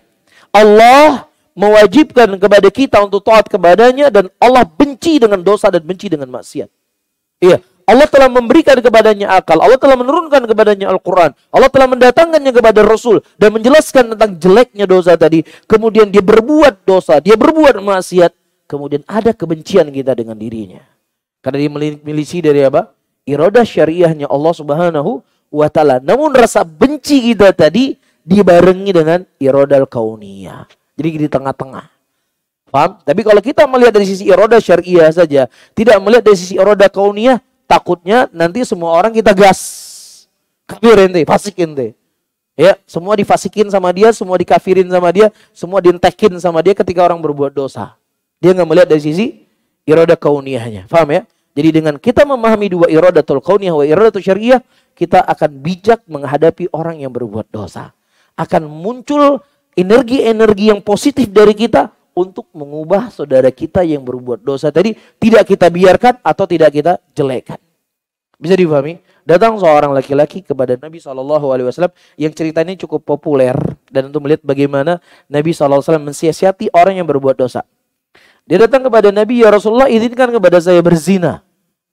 Minta zina sama Nabi di majelis Rasulullah SAW, dihadiri oleh para sahabat. Gimana kira-kira? Ini kan khilatul adab ini. Benar nggak punya adab? Kemudian para sahabat marah. Kenapa sahabat marah? Karena mereka untuk bertanya sesuatu kepada Nabi saja terkadang mereka malu. Mereka minta orang lain bertanya kepada Nabi. Makanya para sahabat itu kalau datang orang Badui itu senang mereka. Karena Badui kadang-kadang dia nggak punya malu.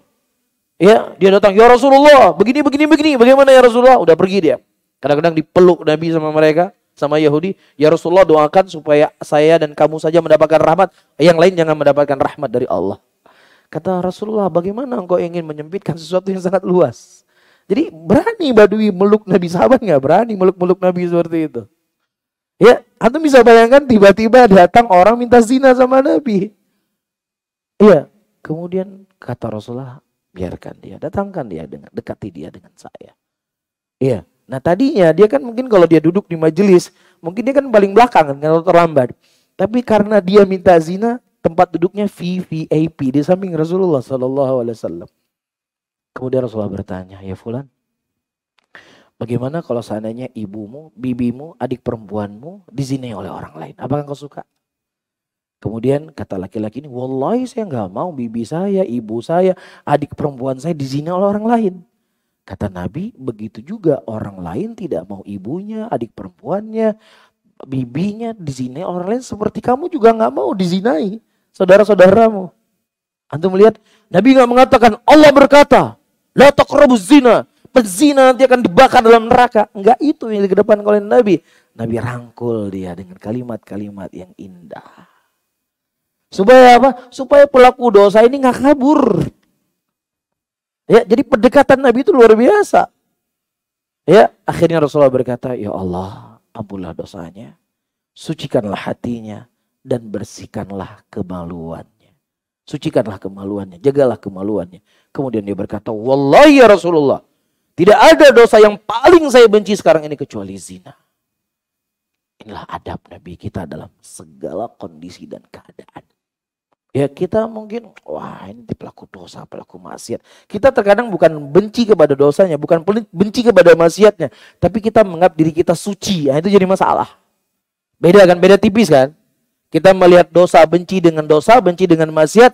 Atau kita menganggap diri kita suci ketika melihat orang berbuat dosa. Ya makanya disebutkan oleh para ulama salaf.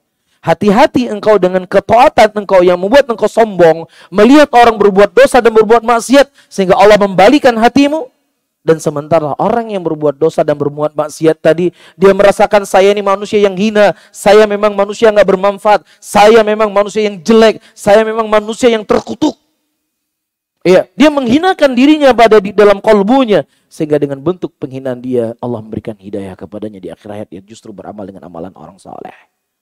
Bisa difahami para hadirin? Jadi jangan membuat kita sombong dan angkuh dengan hidayah. Ya. Tetapi yang membuat kita bahagia dengan senang adalah apa yang datang dari Al-Quran, apa yang datang dari sunnah, bukan kitanya. Beda kan? Kita harus bangga sebagai seorang ahlu sunnah. Akhi, kamu jangan membanggakan diri. Bedakan. Saya mengatakan, saya seorang ahlu tauhid. Saya mentauhidkan Allah. Saya menjauhi kesyirikan. Dan saya bangga berada di atas jalan ini. Itu nggak ada masalah. Kita harus bangga dengan kemuliaan Allah. Tapi yang terlarang ujub adalah diri kita sendiri yang mau kita banggakan. Bisa dipahami ya? Taib. Kemudian, taib. Assalamualaikum warahmatullahi wabarakatuh. 3 menit lagi. Mohon nasihat Ustadz, saya terjangkit penyakit yang Allah murkai, yaitu menyukai sesama jenis. Saya berusaha berubah dan menjauhi hal-hal yang memancing syahwat saya bangkit. Tapi terkadang saya sering khilaf, bahkan saya menjauhi teman saya karena takut menularkan ini. Taib, Allah musta'an. Para hadirin dan hadirat rahimani rahimakumullah. Rasulullah SAW menyebutkan di dalam hadisnya, Kullu mauludin yulad alal fitrah. Setiap bayi yang lahir itu lahir dalam keadaan fitrah. Tapi bapak dan ibunya yang meyahudikannya, menasronikan dan memajusikannya. Tidak ada satupun makhluk yang ada di muka bumi ini kecuali Allah datangkan dia dalam keadaan fitrah. Di antara bentuk fitrah adalah suka kepada selain jenisnya. Itu fitrah. Tidak hanya diberikan kepada manusia, juga diberikan kepada hewan. Antum bisa bayangkan kalau seandainya ayam suka sesama jenis, nggak bisa makan daging ayam gitu. Ya, kambing suka sama jenis, nggak bisa makan sate kambing gitu. Ya, tetapi ini adalah syahwat yang Allah berikan dan itu merupakan kenikmatan. Jelas? Jadi syahwat itu baik atau enggak? Baik selama terkontrol. Tapi kalau syahwatnya enggak terkontrol, itu yang terlarang. Jadi syahwat itu enggak terlarang secara mutlak. Kalau syahwat itu terlarang secara mutlak, diharamkan secara mutlak, kita nggak ada di muka bumi ini. Ibu kita nggak punya syahwat sama bapak kita. Bapak kita juga nggak punya syahwat sama ibu kita. Bisa dipahami ya? Jadi manusia itu lahir dalam keadaan fitrah. Nah, kenapa kemudian dia belok? Ya, kenapa kemudian dia itu menyimpang? Maka ada dua hal di sini. Hal yang pertama, para hadirin dan hadirat, penyakit. Itu sakit. Ya, nah Rasulullah mengatakan, tidaklah Allah Subhanahu wa taala menurunkan obat, menurunkan penyakit kecuali bersama dengan itu Allah turunkan obat. Jadi apapun penyakit ada obatnya. Apapun penyakit ada obatnya. Tidak bisa seseorang beralasan itu dia memang sudah dari sana. Memang begitu, enggak, bohong, dusta. Allah mendatangkan manusia itu dalam keadaan fitrah. Enggak ada orang sesuka sesama jenis diciptakan oleh Allah, dia datang ke muka bumi, enggak. Tapi karena penyakit dia tadi. Dan penyakit itu banyak sebabnya. Ya, banyak sebabnya, maka dia cari obat agar bagaimana dia bisa sembuh dari penyakit tadi. Saya nggak tahu obatnya apa. Mungkin antum perlu searching atau gimana, tanya kepada ahlinya. Yang kedua, ayyuhal ikhwah rahimani rahimakumullah. Kenapa seseorang itu bisa belok? Itu mungkin bisa saja salah pergaulan. Ya, salah pergaulan, salah pertemanan, dan yang semisalnya, atau mungkin di masa kecilnya dia pernah dilecehkan atau yang lain sebagainya, atau terlalu sering dibully, ya, atau mungkin dikarenakan sering putus pacar, akhirnya kecewa sama perempuan, akhirnya menarik sama laki-laki, atau yang semisalnya. Jadi yang namanya pergaulan, ya, itu kembali kepada akhlak. Para ulama akhlak dibagi menjadi dua. Ada yang namanya adalah al-itirari, ada yang namanya al-ikhtiyari. Akhlak al-itirari adalah orang pendek, pendek, kalau gemuk kurus bisa ya, bisa berubah ya. Pendek, tinggi, keribu, hitam, putih. Itu namanya itirari. Kita nggak bisa mengubah diri kita. Dan Allah juga nggak tanya sama kita, ente kenapa hitam? Enggak. Ente kenapa putih? Ente kenapa keribu? Nggak ditanya sama Allah. Itu nggak ada urusannya. Itu sesuatu yang kita bisa ubah. Tetapi yang kedua adalah perbuatan yang sifatnya al-ikhtiyari. Disitulah kita bisa mengubah. Iya, pelit, nggak pelit, baik, jahat. Itu sesuatu yang bisa kita ubah. Nah, begitu juga pergaulan tadi. Sehingga dia menyimpang, menyuka sesama jenis, para hadirin dan hadirat rahimani rahimakumullah. Maka dia harus menghentikan semua pergaulan yang mengarah ke sana. Baik, dia harus menghilangkan semua pergaulannya. Dia harus menjauhi segala bentuk tontonannya. Dia harus menjauhkan apa saja yang mengarahkan dia ke sana. Kalau memang dia tinggal di sebuah negeri yang itu sulit untuk dia menjauhi perbuatan tadi, maka dia cari negeri yang lainnya. Ya, mudah-mudahan pikiran dia dengan suasana kotanya dan lain sebagainya, dia akan terjerumus lagi ke situ, maka dia hindari. Ya, dia pergi ke negeri lain. Kalau dia dengan memegang HP, dia melihat sesuatu yang itu akan memotivasi dia lagi dengan dosa tadi, maka dia jauhi HP tersebut. Ya, tapi kalau dia nggak menjauhi hal-hal yang membuat dia sisi lemahnya dia nggak jauhi, maka para hadirin dan hadirat rahimani rahimakumullah, dia akan terus menerus kondisinya demikian. Cuman yang terakhir, jangan pernah dia berputus asa di rahmatnya Allah. Tetap dia berdoa kepada Allah dengan niat yang kuat, dengan azam yang kuat. Dan dia menyesali apa yang dia buat. Insya Allah itu akan menjadi sumber kebaikan untuk dirinya. Dan terakhir saya baca, kemudian saya tutup pengajian di malam hari ini. Saya seorang akhwat yang sudah menikah. Setelah menikah, kehidupan saya masih selalu diatur oleh ibu saya sendiri. Bahkan ketika suami saya tidak setuju dengan aturan ibu saya, suami saya lebih baik mengalah daripada membuat ibu saya tersinggung. Apakah saya berdosa sebagai anak ketika saya tidak menuruti keinginan ibu saya? Dan apakah saya zalim kepada suami? Saya lebih mementingkan keinginan ibu saya karena ketika keinginan ibu saya tidak dituruti, ibu saya selalu marah. Jazakallah khairan wa anti jazakallah khairan. Tapi para hadirin dan hadirat rahimani rahimakumullah. Rasulullah sallallahu alaihi wasallam menyebutkan dalam hadisnya, kalau seandainya aku boleh memerintahkan seseorang untuk sujud kepada orang yang lainnya, maka aku akan perintahkan seorang istri untuk sujud kepada suaminya. Ketika si perempuan tadi menikah dengan laki-laki, maka hendaknya orang tua melepaskan anaknya. Iya, kalau dia ingin mendapatkan kebahagiaan untuk anaknya, dilepaskan anaknya. Iya, maka hal yang perlu dipersiapkan, teman-teman semuanya, ya, pisah rumah kita dengan orang tua kita.